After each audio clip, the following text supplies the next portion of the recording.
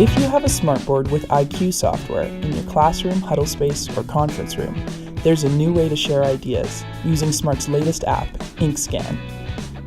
You already know that you can open documents at the board if you want to mark them up, but many people still come to class or meetings with a notepad, and some of our best ideas start out as notes or drawings on the back of a napkin or an envelope.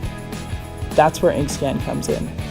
You can take a picture of something you wrote, convert that picture to digital ink, and send your scan directly to the smartboard.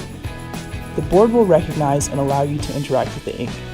So instead of writing on top of a static image, you can move, scale, erase, and add to the content of your scan.